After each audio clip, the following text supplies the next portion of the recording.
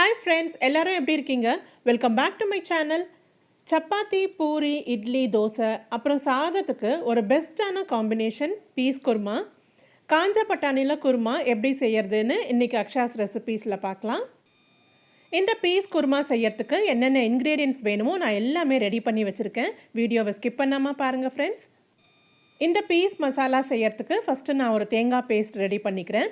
அதுக்கு ஒரு 1/4 மூடி துருவின தேங்காய் மிக்ஸி ஜாரில் சேர்த்துக்கிறேன்.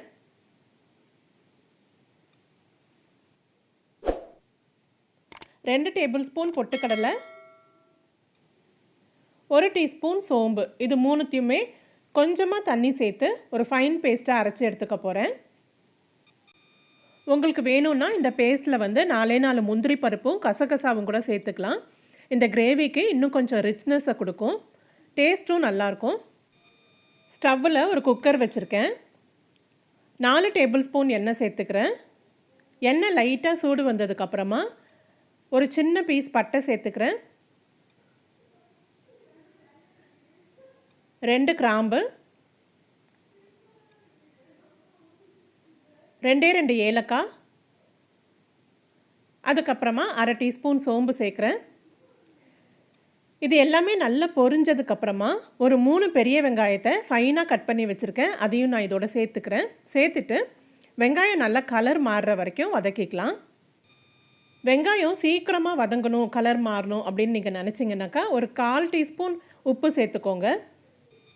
குருமாக்கு ஒரு நல்ல கலர் கிடைக்கணும் அப்படின்னு நீங்கள் நினச்சிங்கன்னா இந்த பெரிய வெங்காயத்தை நல்லா கோல்டன் ப்ரௌனாக ஆகிற வரைக்கும் வதக்கி தாங்க ஆகணும். நல்லா பொறுமையாக கோல்டன் ப்ரௌனாக ஆனதுக்கப்புறமா ஒரு 3 தக்காளியை நான் சேர்த்துக்கிறேன். ஃபைனாக சாப் பண்ண தக்காளி சேர்த்துக்கிறேன். ஸ்டவ்வை சிம்மில் வச்சுக்கோங்க. தக்காளி நல்லா மசிகிற வரைக்கும் கிளறி விட்டுக்கலாம். இந்த குருமா செய்யறதுக்கு உங்களுக்கு ஃப்ரெஷ்ஷான பச்சை பட்டாணி கிடச்சா அதை கூட சேர்த்துக்கலாம். அப்படி கிடைக்கல அப்படின்னாக்கா காஞ்ச பட்டாணி சேர்த்துக்கோங்க. ரெண்டுத்துலேயுமே குருமா அட்டகாசமாக இருக்கும். இப்போது 2 பச்சை மிளகாவை கீறி வச்சுருக்கேன், அதையும் நான் சேர்த்துக்கிறேன். பச்சை மிளகா ஆப்ஷனல் தான், வேணும்னா சேர்த்துக்கோங்க, இல்லைனா வேண்டாம். அதுக்கப்புறமா 1 டீஸ்பூன் இஞ்சி பூண்டு பேஸ்ட்டு சேர்த்துக்கிறேன். சேர்த்துட்டு சிம்மில் வச்சுக்கிட்டு நல்லா வதக்கிக்கலாம். இஞ்சி பூண்டு பேஸ்ட்டோட பச்சை வாசனை போகிற வரைக்கும் வதக்கிக்கலாம். 1/2 டீஸ்பூன் மிளகாத்தூள் சேர்த்துக்கிறேன். 1 டீஸ்பூன் மல்லித்தூள்,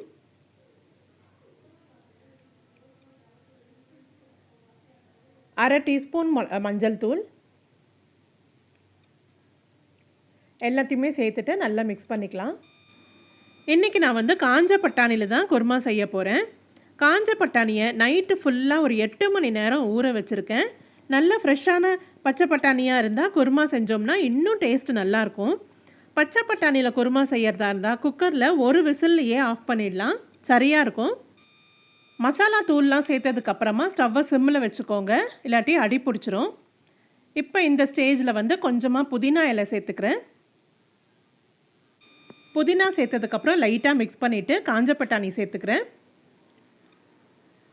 நான் 2 கப்பு காஞ்ச பட்டாணி சேர்த்துக்கிறேன் இன்றைக்கி. இது நைட்டு ஃபுல்லாக ஊற வச்ச காஞ்ச பட்டாணி, வேக வைக்கல, அப்படியே டேரெக்டாகவே நான் குக்கரில் சேர்த்துக்கிறேன்.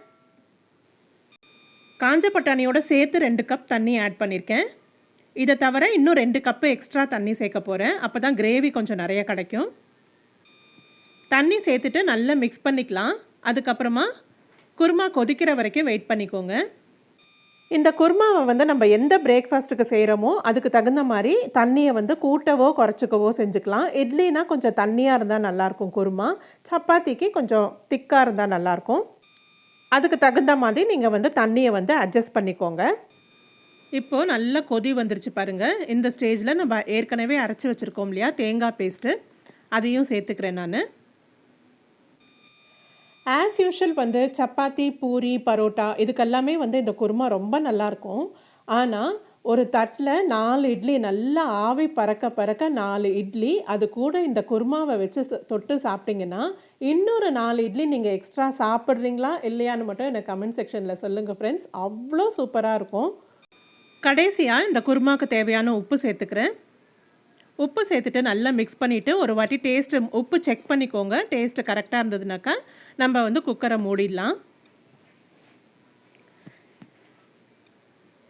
கடைசியாக இன்னும் கொஞ்சம் புதினா சேர்த்துக்கிறேன்.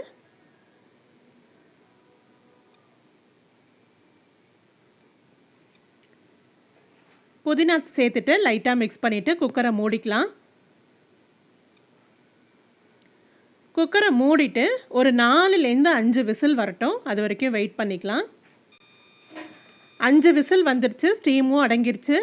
இப்போ குக்கரை ஓப்பன் பண்ணி பார்த்துடலாமா? சுட சுட பட்டாணி குருமா எவ்வளோ அழகாக ரெடி ஆகிடுச்சு பாருங்கள். இப்போது நீங்கள் குக்கர் ஓப்பன் பண்ணதுக்கப்புறமா ஒரு பட்டாணி எடுத்து லைட்டாக செக் பண்ணிக்கோங்க நல்லா வெந்திருக்கா அப்படின்னு. இல்லாட்டி உங்களுக்கு இன்னும் கொஞ்சம் வேகணும்னு நீங்கள் நினச்சிங்கன்னா, இன்னும் சாஃப்டாக பட்டாணி வேகணும்னு நினச்சிங்கனாக்கா இன்னும் 2 விசில் விட்டுக்கோங்க.